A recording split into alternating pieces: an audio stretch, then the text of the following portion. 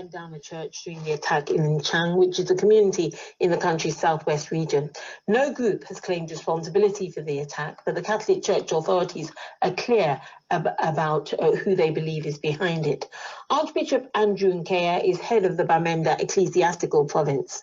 On the evening of the 16th of September, some unknown gunmen who claim to be separatist fighters of the Ambazonian forces went to St. Mary's Church, St. Mary's Parish in Chang, in Mamfe Diocese.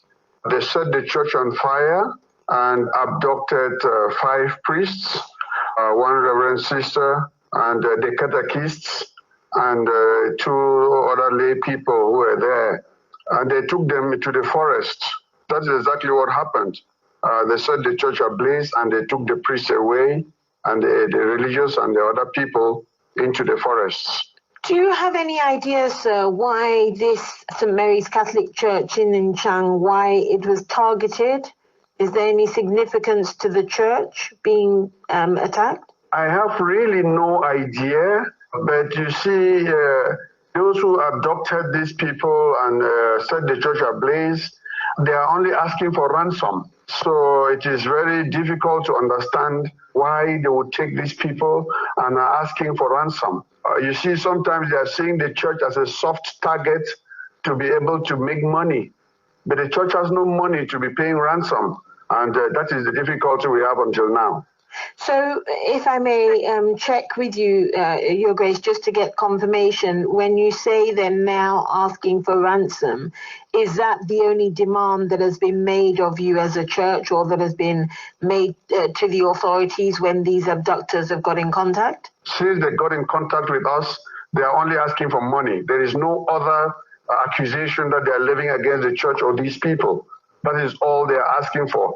They are claiming that the church has not been supporting the struggle for independence by the separatist fighters, and so they want money. That is all that is coming through. And I wouldn't understand why anybody whatsoever would go and burn the church. How much are they asking of the Catholic Church in terms of this ransom? How much money, if you could say in dollars, sir, the equivalent? They're demanding $100,000.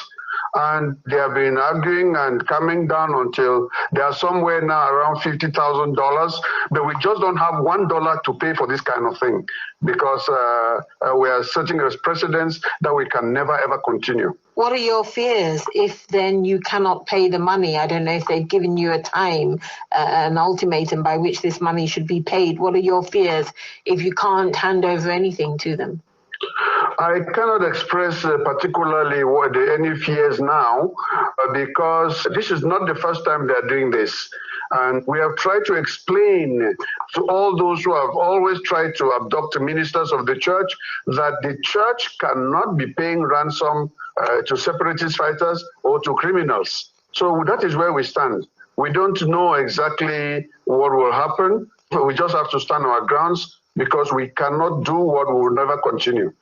Archbishop, no doubt you're having to reassure worshippers for the Catholic Church. What are you telling them? I am telling the worshippers that this is a part of the trials and difficulties that the church of this century has to go through. And we must be able to stand firm on our faith and stand firm amidst these trials. We must not give in to the devil. The devil is a liar, and the devil can never win. So we cannot give in to fears and give in to pressure from this kind of forces. We must continue to forge ahead in prayer and standing strong in faith and in unity. And that faith, no doubt, has sustained you during the period of this war, now into its 6th year. What are your hopes and your desires, or your belief, that could bring this war that you've seen, at first hand, ravage this nation? What do you think could bring it to an end? First and foremost, I think we have gone already a long way. Where we are now is not where we were 3-4 years ago. A few more children are going to school, a few more shops are opening, a few more people are returning, but the main problem remains unsolved. And the problem is that these people who are clamoring for their independence over whatever they want, because all this fighting and the population is suffering. The population is suffering tremendously. but they must be able to dialogue. And that's why we are telling those who are using the armed method to solve this conflict that war will never solve the problem. Archbishop Interview Nkea, head of the Bamenda Ecclesiastical Province in Cameroon.